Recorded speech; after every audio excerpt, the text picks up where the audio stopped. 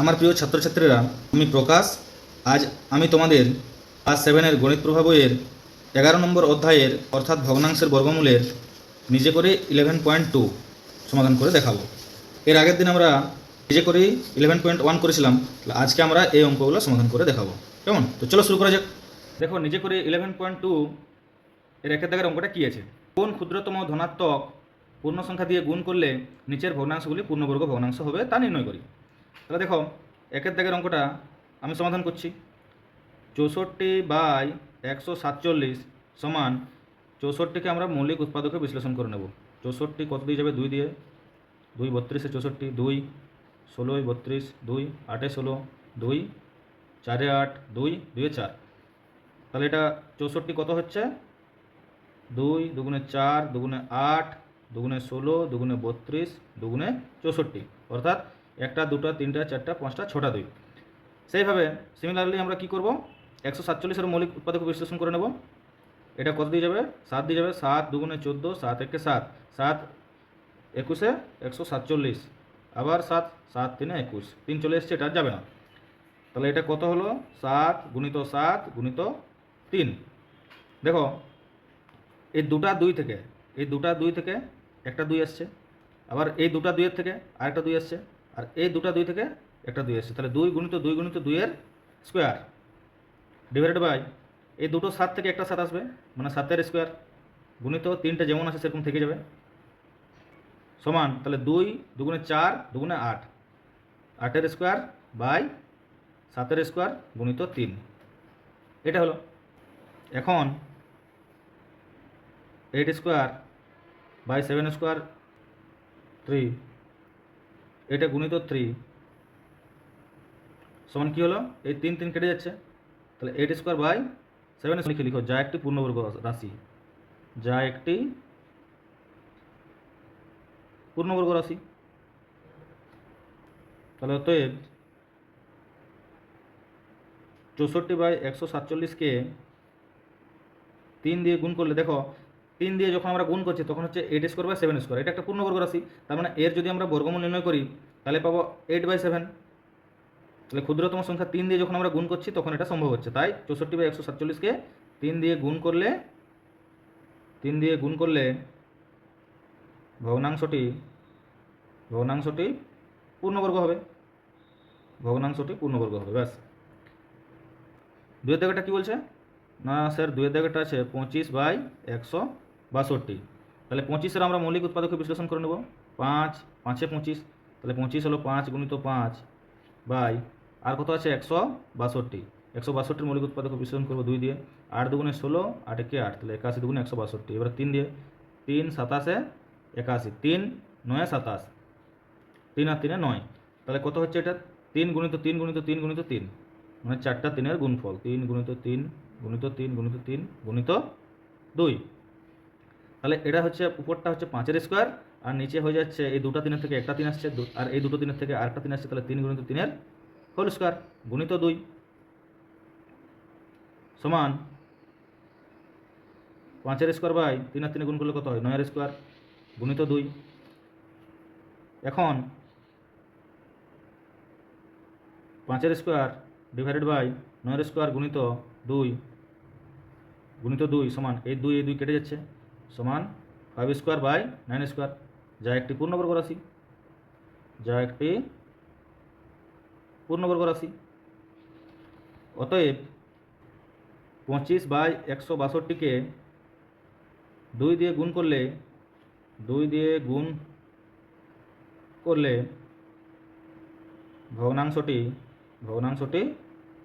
পূর্ণবর্গ হবে। তিনের দাগেরটা আছে 100/128। এটা আমরা মৌলিক উৎপাদকে বিশ্লেষণ করব। 100-কে 2 দিয়ে, 50 2 25 5 5-এ 25, তাহলে এটা হয়ে গেল 2 গুণিত 2 5 গুণিত 5, আর কত আছে? 128। 128-এ যদি আমরা মৌলিক উৎপাদকে বিশ্লেষণ করি তাহলে 2 দিয়ে 6 দুগুণে 12, 4 দুগুণে 8, 2 32 দুগুণে 64, 2 16 দুগুণে 32, 2 8 দুগুণে 16, 2 4 দুগুণে 8, 2 দুগুণে 4। তাহলে কতগুলো 2 হচ্ছে? 1 2 3 4 5 6 7টা 2।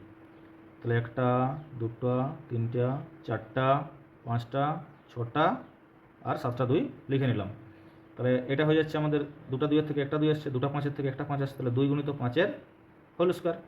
আর এই 2টা 2-এর থেকে আসছে একটা 2, এই 2টা 2-এর থেকে আসছে একটা 2, এই 2টা 2-এর থেকে আসছে একটা 2, তাহলে 2 গুণিত 2 গুণিত 2-এর হোল স্কোয়ার গুণিত 2, যেটা বাড়তে থাকছে সেটা আমরা নিচে লিখে নিচ্ছি। দেখো 5 আর 2 গুণ করলে কত হয়? 10-এর স্কোয়ার। 2 দুগুণে 4, দুগুণে 8, 8-এর স্কোয়ার গুণিত 2। এখন যদি তোমরা এই 10-এর স্কোয়ার বাই 8-এর স্কোয়ার গুণিত 2, একে 2 দিয়ে গুণ করো, তাহলে কি এই 2টা কেটে যাচ্ছে, সমান তাহলে কত পড়ে থাকছে? 10-এর স্কোয়ার বাই 8-এর স্কোয়ার, যা একটি পূর্ণবর্গ রাশি, তাহলে অতএব 100/128 ভগ্নাংশটিকে আমরা কত দিয়ে গুণ করলাম? 2 দিয়ে গুণ করলাম। 2 দিয়ে গুণ করলে ভগ্নাংশটিকে 2 দিয়ে গুণ করলে ভগ্নাংশটি পূর্ণবর্গ হবে। 4-এর দাগেরটা আছে 81/288, এটাও সেম আমরা যেভাবে করছিলাম মৌলিক উৎপাদকের বিশ্লেষণ। 3 27 81, 3 9 27, 3 আর 3 9, তাহলে 81কে আমরা লিখছি 3 গুণিত 3 গুণিত 3 গুণিত 3।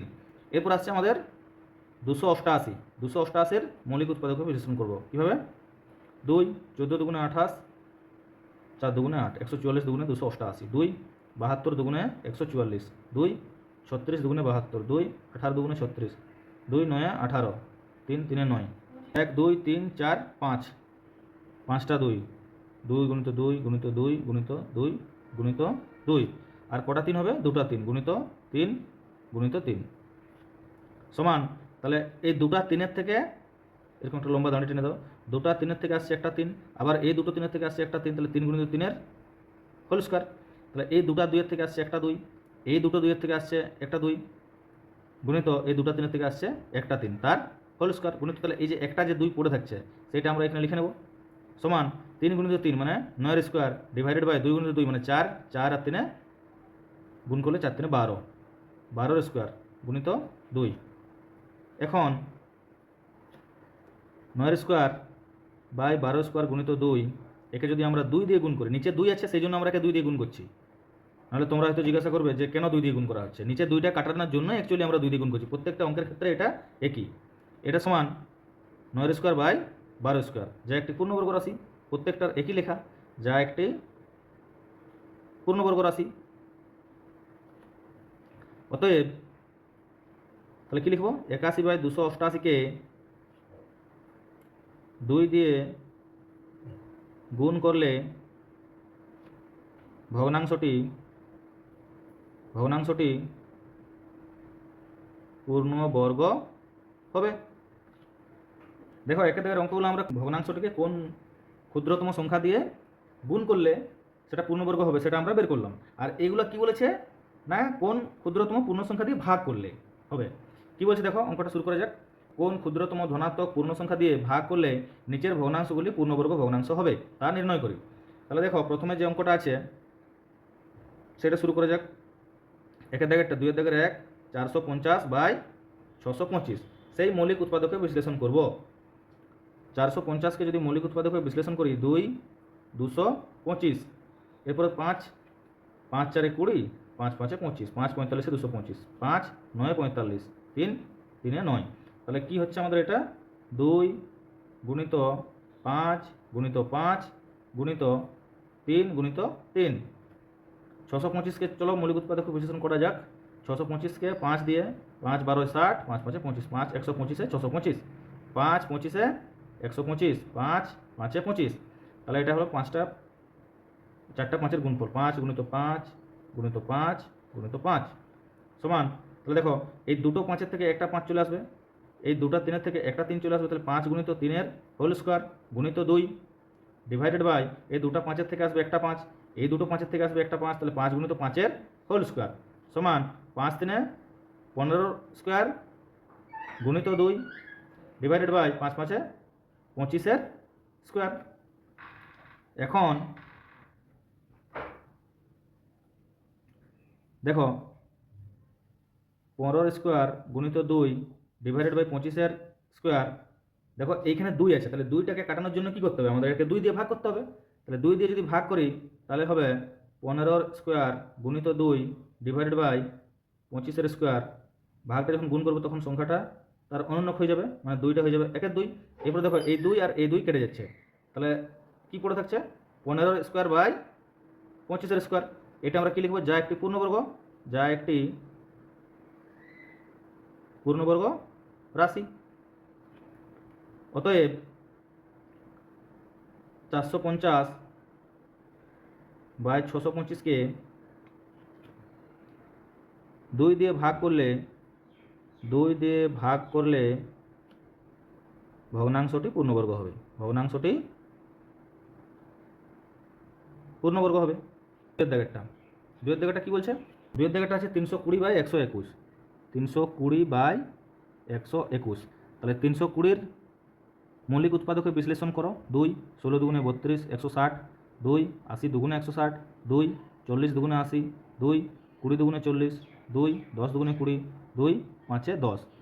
তাহলে কটা 2 আসছে এখানে দেখো, 1 2 3 4 5 6, 6টা 2, 2 গুণিত 2 গুণিত 2 গুণিত 2 গুণিত 2 গুণিত 2 গুণিত লাস্টে কত আছে 5 ডিভাইডেড বাই 121।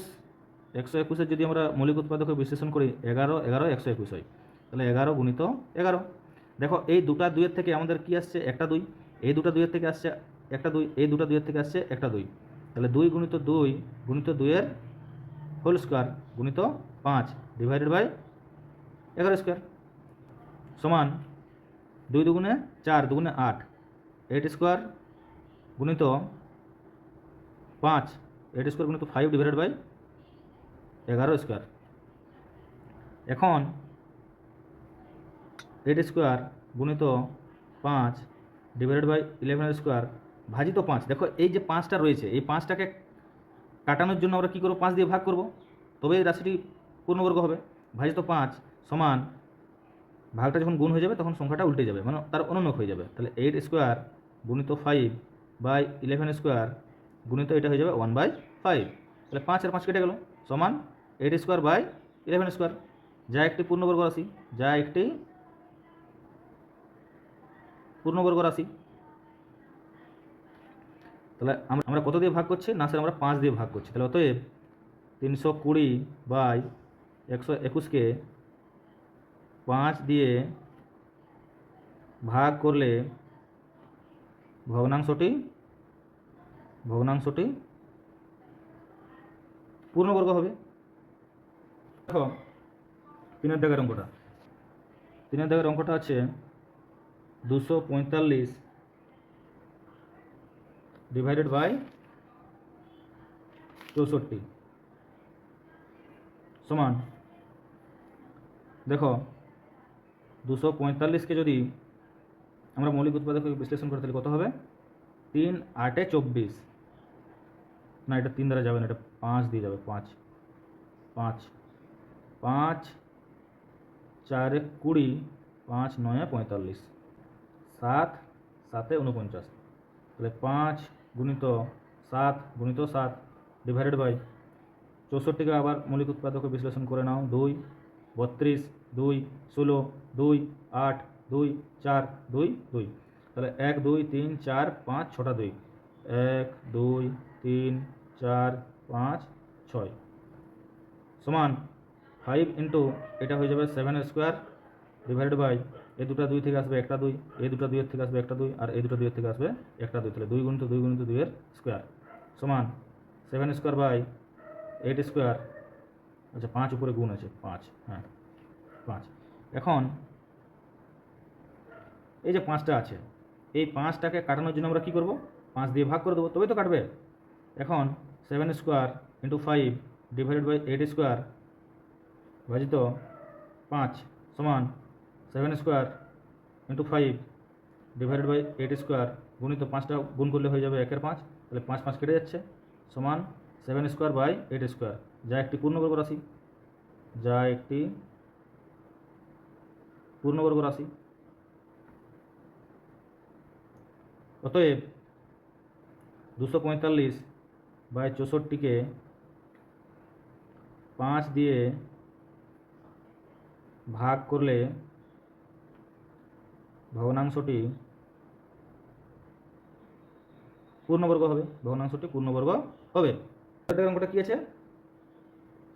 চারের অঙ্কটা আছে 243 বাই 144। তাহলে 243-এর করো 3 দিয়ে মৌলিক উৎপাদক বিশ্লেষণ। 3 8 24, 3 1 3, 3 27 81, 3 9 27, 3 3 9। তাহলে 243 সমান 1 2 3 4 5টা 3-এর গুণফল। 1 2 3 4 5, 5টা 3-এর গুণফল। আর 144টা করে নাও। 2 72 দুগুণে 144, 2 36 দুগুণে 72, 2 18 দুগুণে 36, 2 9 দুগুণে 18, 3 3 9। তাহলে কটা 2 আছে? 4টা 2, 2 গুণিত 2 গুণিত 2 গুণিত 2। কটা 3 আছে? 2টা 3 গুণিত 3 গুণিত 3 সমান। তাহলে এই 2টা 3 থেকে আসছে একটা 3, এই 2টা 3 থেকে আসছে একটা 3, তাহলে 3 গুণিত 3-এর স্কোয়ার ডিভাইড আছে গুণিত 3 আছে ডিভাইডেড বাই এই 2টা 2-এর থেকে আসছে একটা 2, এই 2টা 2-এর থেকে আসছে একটা 2, আর এই 2টা 3-এর থেকে আসছে একটা 3। তাহলে 2 গুণিত 3-এর স্কোয়ার সমান 3 আর 3 গুণ করলে কত হয়? 9-এর স্কোয়ার গুণিত 3, 2 দুগুণে 4, 4 3 12, 12-র স্কোয়ার। এখন 9-এর স্কোয়ার গুণিত 3, এই 3টা কাটানোর জন্য কি করবে? 3টা কাটানোর জন্য 3 দিয়ে ভাগ করবে। তাহলে ভাজিত 3 সমান ভাগটা যখন গুণ হয়ে যাবে তখন 3টা হয়ে যাবে 1-এর 3, মানে সংখ্যাটা পাল্টে যাবে। তাহলে গুণিত এটা হয়ে যাবে 1-এর 3। এবার 3 আর এই 3 কেটে দাও, সমান কত হচ্ছে? 9-এর স্কোয়ার বাই 12-র স্কোয়ার, যা একটি পূর্ণবর্গ রাশি, তাহলে অতএব 243 বাই 144-কে 3 দিয়ে ভাগ করলে ভগ্নাংশটি পূর্ণবর্গ হবে। তাহলে আজকে আমরা নিজে করে 11.2 কমপ্লিট করলাম। এরপরের কোর্সে দেখি 11.1 করাবো। আর যারা আমার চ্যানেলটিকে সাবস্ক্রাইব করেছো তাদেরকে অসংখ্য ধন্যবাদ। আর যারা এখনও সাবস্ক্রাইব করোনি তারা আমার চ্যানেলটিকে সাবস্ক্রাইব করে